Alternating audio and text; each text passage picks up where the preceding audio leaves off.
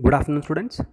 Welcome to online classes presented by Mr. Ravi S. Kumar, lecturer in Department of Studies, Commerce, KLS Gopte, College of Commerce, Belgavi.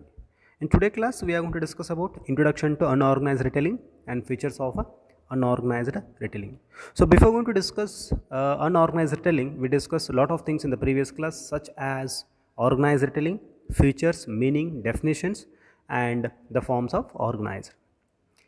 It means unorganized, it means the unorganized one who not have a set of principles, laws, rules and regulations, legal formalities, those are comes under the what? Unorganized retailers. And what do you mean by organized? One who have a systematic rules, regulations, set of norms and provisions, legal formalities, and one who is going to pay the sales tax, income tax and some other taxes. Those people comes under the what? Organized. Means unorganized, and unorganized means it is a dead opposite of organized. So let us start with an introduction of unorganized retailing. See, they do not have organized, means one who not have a organized itself unorganized. If you are not following the certain legal formalities, if you are not paying the sales tax, if you are not paying the GST and all taxes, of course we will come under what? Unorganized, such as kirani shops and roadside sellers and vegetable and bhaji sellers and footwear sellers. Those who are sitting on the outside, they are not having any systematic provision, systematic laws and regulations and principles. That is what? Unorganized and systematic business. And whatever they are doing the business, it is not systematically. Once we enter into the that Kadai Bazaar Belgavi, we look at a lot of experience regarding that unorganized. So in that Revarpet and that vegetable sellers and fruit sellers, there is no any systematic. In one track, they have a lot of fruits. In one vehicle, they are having such a lot of vegetables and fruits and all. They are going to make some. There is no any systematic the allocation of the items. Those are comes under the what? Unorganized. And they do not have adequate capital. It means one who are going to launching the retailing aspect, if they are not have a adequate capital. It means if these unorganized retailers are have a not have proper capital, it means it doesn't require more capital, because basically is unorganized, there is no systematic in this case. Because of that, it doesn't require more capital.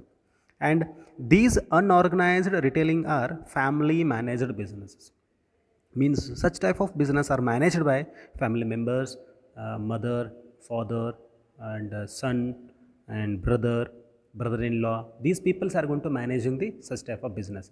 In such cases, it doesn't require any salesman and executive person, cashier and racker and introducer.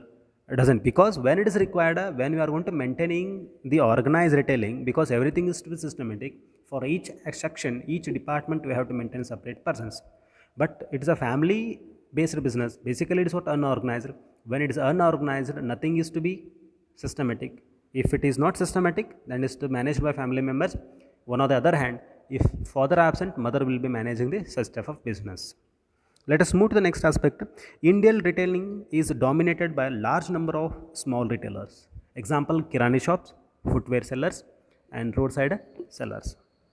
Because the Indian retail is purely dominated by unorganized retailers. Because if I take an example of India, then more than 80% of people, means more than 80% of retailers, they are going to dominate the Indian retailing. Because once we enter into the villages and semi-urban and underdeveloping cities in India, so still they are going to adopting and following the systems of unorganized retailing. For example, if you go for our native places such as our villages, there is no that malls, hypermarket, supermarket and all. So in such places, we will come to that kirani shops. So kirani shop is the best example of unorganized.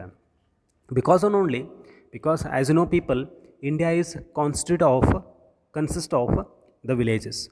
So because India we call it as the villages nation, and most of the India is covered by what? Farmers. Because of that, in villages we are not looking that hypermarket and supermarket and malls and all culture. In such villages, there is only one system, that is what? That kirani shops and untraditional means unorganized retailing. Because of that only the unorganized retail is going to managing the entire Indian retailing market. We'll move to the next one of the last but not least of the introductory of unorganized retailing is nothing but traditional retailing. See, unorganized retailing is nothing but what? Traditional. Traditional means what? Grandfather and grandmother, they are going to carrying the same system, that is traditionally. But today, traditional is moving into the modern. But traditionally, what will happen? There is no any systematic. There is no any set of principles, provisions regarding the retail aspect. So only that unorganized is nothing but what? Traditional retailing aspects, because buying and selling is not systematically moving on as per their people convenience, as per the people needs, and as per the retailer point of view convenient. They are going to supplying the goods and services. It is going to exchanging the goods and services. We'll move to the next one more important aspect of the today's class, that is the features of unorganized retailing. The first feature of unorganized is they are small sized and have a limited trading capacity. Of course, basically these are unorganized. Because of that, they are not have a proper capital. If they are not have a proper capital, their size of the business should be small, and also they have a limited trading capacity. They are going to limited capacity in the sense of as per their area, as per their comfort zone, they are going to providing the goods and service to the needy people. Next point is normally family owned business. Already we discussed in the introductory aspect. These unorganized retailing are family owned businesses. So such type of business is owned by or managed by family members only. Mother, father, brother, sister, sisters-in-law, father-in-law and mother-in-law. So those people only casually they are going to managing. Why we are not adopting? Because not organized. This is unorganized. There is only systematic rules and regulations and provisions and all. Because of that, I'll move to the next aspect, that is are not registered. Yes, of course, very important. These unorganized retailers are not registered persons, and they are not have a legal formalities, because one who not registered person, it will comes under the what? If he has registered, at least they have to following a little bit systematic, that's retailing. But if they are not registered, almost all, I am taking an example of that, all 90% of the retailers, if retailers are not registered, those are comes under the what? Traditional retailing aspect. And next point is what? They deliver in a small lots. The whatever the unorganized retailing or traditional retailing, they are going to supplying or deliver the goods and services in a small quantity of manner, because their adequate capital is very less. As per the capital, they are going to launching the businesses, and as per their limited area and limited size of the business, as per their capacity, they are going to providing the goods and services in a small manner.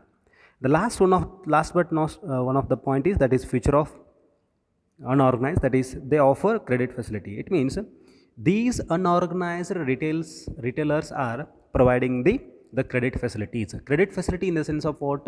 A debtor system. If a customer not have buy the goods by cash in hand, then in such moment the seller has to give the credit facility of buying the goods and service without cash in the credit basis to the customers. Especially this type of facility is given by what? Unorganized.